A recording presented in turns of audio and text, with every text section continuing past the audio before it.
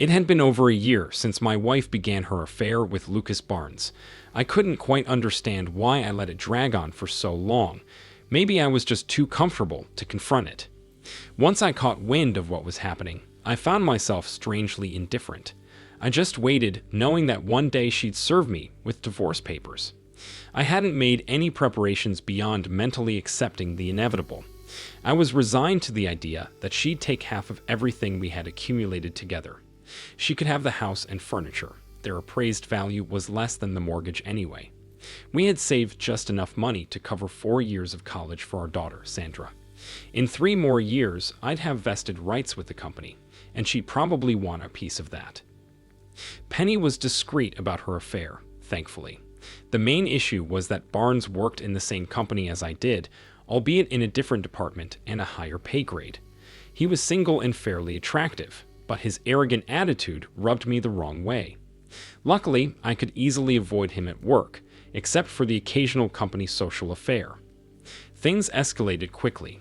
Sandra had left for her first semester at Penn State, leaving Penny and me alone in the house for the first time in 18 years. Normally, it might have been a chance for a couple to reconnect sexually, but not in our case. Penny was always too tired or too busy, and I couldn't bring myself to care anymore. On a Saturday morning, Penny was in the shower while I perused the morning paper. The phone interrupted our quiet morning, but I let it go to voicemail since I wasn't expecting any calls. The message, however, caught my attention. "Hi, this is Harry Hernandez. Your watch's engraving is done, ready for pickup anytime. Thanks." Curious. I've never worn a watch and had no intention of starting.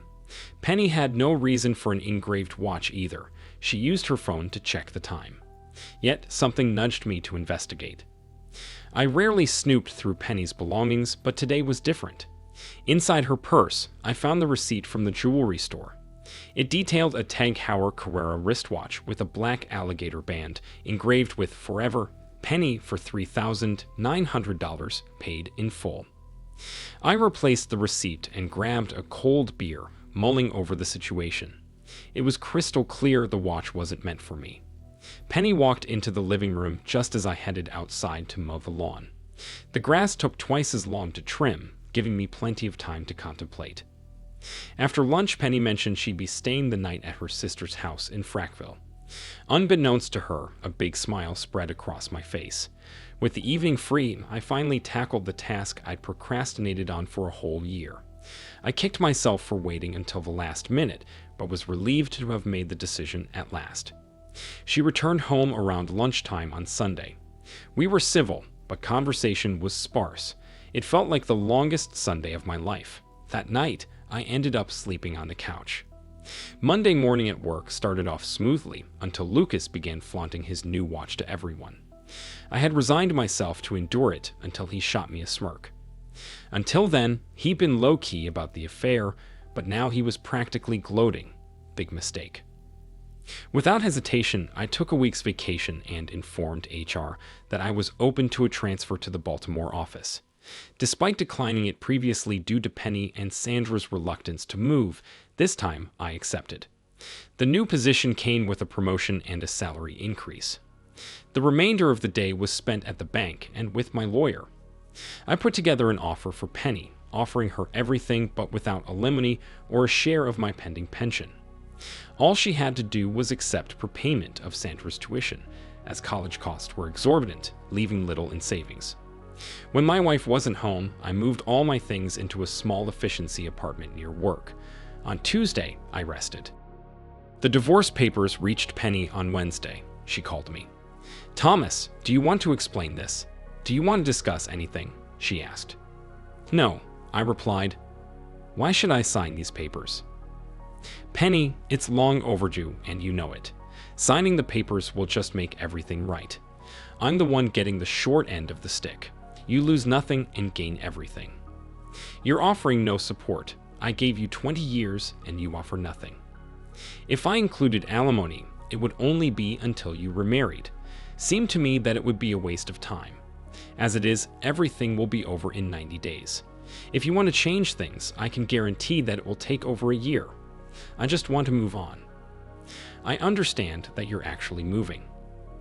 Oh, and who told you that? I knew the answer. Does it matter? At this point, no. There was a pause in the conversation. Penny, I'm the one who got hurt here. I'm the one who's being forced to move. I did nothing wrong, and still I'm the one being punished. I've known all about Barnes for several years now. Just sign the damn papers. I'm sorry, Thomas. I never meant for this to happen. I'll get them to the lawyers tomorrow. It was a wonderful opportunity for me to lay a guilt trip on her, but I refused to give her the satisfaction. I arrived at work on Friday and tidied up my desk. It caught everyone off guard, and some voiced their disappointment at not having the chance to throw a proper goodbye party. But I wasn't in the mood for festivities. It took less than an hour to complete the out-processing. Before leaving, I phoned Sandra and did my best to explain the situation. How do you tell your daughter that you're leaving her mother without giving a solid reason? She asked once, then dropped the subject, as if she already had some inkling of what was happening. I couldn't imagine how she wouldn't, considering how long things had been strained. It felt like she understood. The drive to Baltimore was filled with sadness. All I could think about was the life Penny and I had built, now crumbling so easily. I had always envisioned growing old with her. Now the concept of aging seemed irrelevant. I didn't really care.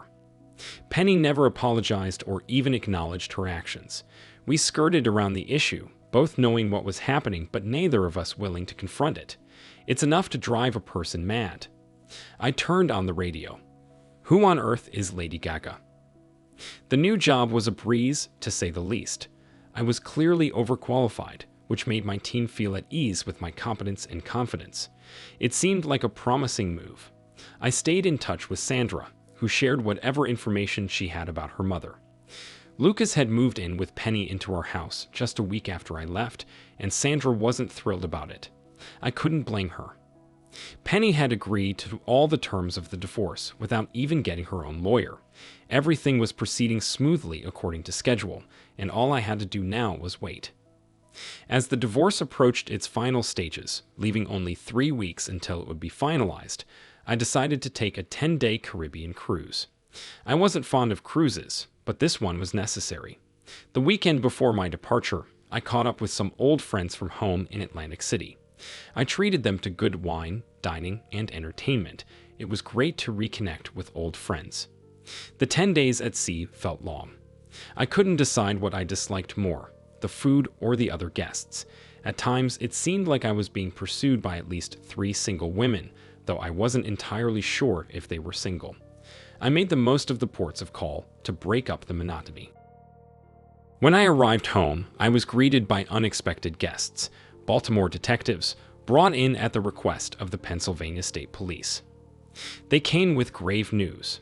Lucas Barnes's body had been discovered at a roadside rest area along the Pennsylvania Turnpike. He had been brutally beaten, seemingly with a baseball bat, and succumbed to his injuries on the way to the hospital. His wallet and watch were missing, suggesting a robbery gone horribly wrong. With the revelation of Barnes's connection to Penny, I found myself thrust into the spotlight as the prime suspect. Thankfully, it took local police less than 30 minutes to confirm my alibi. I had been on a cruise for the past 10 days. The Pennsylvania State Police swiftly concluded that no further investigation into my involvement was necessary. My phone, however, bore witness to the chaos that had unfolded in my absence. Sandra, having shared my cruise plans with her mother, informed me of Penny's frantic attempts to reach me. Knowing my disdain for cruises, Penny's persistence only added to the worry. I returned Sandra's call promptly. "Sandra, I just got back from my cruise. What on earth happened?" "It's a nightmare," Sandra replied, her voice heavy with distress. "Mom's falling apart. Lucas never came home from work, and they found him on the turnpike near Downingtown, beaten to death before anyone could help him." "When did this happen?" "Last Thursday." "Well, I was in Cancun last Thursday, so it couldn't have been me." "Mom insists you were involved, but there's no proof." "I just had a lengthy discussion with the local police here, and they seemed satisfied with my explanation." "Then why is your mom trying to contact me?" "She's completely lost. She's lost you, and now she's lost Lucas. She mentioned something about trying to halt the divorce. can she do that? Not without my consent. If I'd waited a few more days, I wouldn't be dealing with this now. The following week was filled with calls from Penny and an attorney named Winstead. I ignored them all. 2 days before the divorce would be finalized, I received a certified letter requiring my signature. My secretary managed to delay its delivery, giving me a chance to leave the office. I spent the next 3 days in Atlantic City. Before heading home, I called my lawyer. He congratulated me on successfully dodging Penny's attempts to halt the divorce, and then jokingly asked for an extra $10,000 to cover expenses. After a brief awkward moment, he burst into laughter. It was a lame joke, but it did lighten the mood a bit. Instead of money, he settled for a steak dinner. It was worth it, even though I still thought the joke was lame. I never quite grasped why the police ceased their investigation of Barnes and why they never reached out to me again. Sandra called, offering congratulations, but with the cautiousness a child might feel toward their parents' separation. Penny fell into a deep depression, her sister Nicole staying with her temporarily. Suddenly, Penny realized she was facing severe financial problems. I couldn't help but smile as I hung up the phone. For the next 2 years, I had no contact with Penny. I didn't keep tabs on her or inquire about her activities. I spoke with Sandra every month, but we both tactfully avoided discussing Penny. All I knew was that she lost her house to the bank and was working in a women's clothing store at a local mall. Penny did mention to Sandra that Lucas had 2 insurance policies naming his mother as beneficiary, but it seemed Mother Barnes wasn't willing to share. I went on a few dinner dates, but without any hint of romance. Later that year, Sandra made the announcement that her wedding would take place in June. I had met her fiancé several times and was fully supportive of her choice.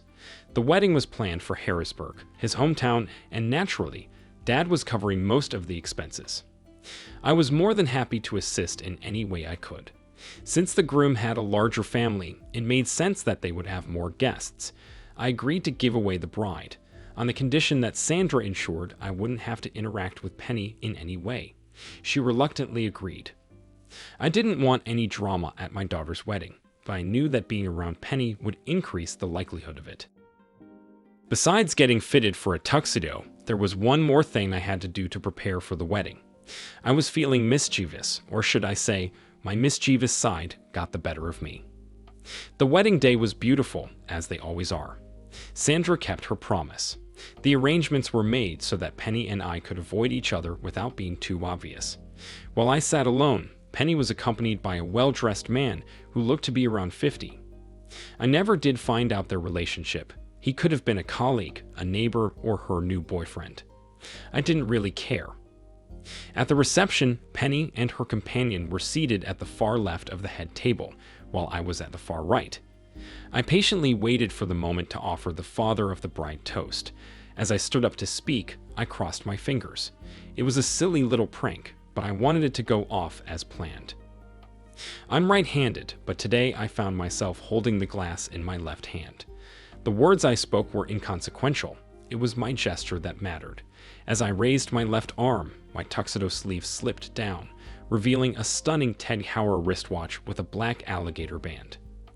I held my arm up longer than necessary, ensuring that everyone in the room could see the exquisite timepiece. A sudden gasp from the far end of the table confirmed that my mission had been successful. I extended my speech a little longer than usual, relishing the moment. When I finally sat down, I couldn't help but sport a big grin. Penny had noticed the watch, and all the planning had paid off. A few minutes later, I noticed my ex-wife and her escort leaving the room. She seemed upset, but it was hard to tell if she was crying. I lingered for another hour, playing the role of the dutiful father, before quietly slipping away to my hotel room. That night, sleep eluded me. I couldn't shake the uncertainty about Penny's reaction. If she did nothing, it would mean she had accepted her fate and moved on. But if she was still bitter, I might expect some unwelcome visitors. The answer came at 6 a.m. Mr. Thomas Harris. 2 men stood at my door, dressed in dark suits. I couldn't help but picture Will Smith and Tommy Lee Jones in Men in Black as I responded with a laugh. "Yes, how can I help you?" The more assertive of the two identified themselves and their purpose, representing the state attorney's office.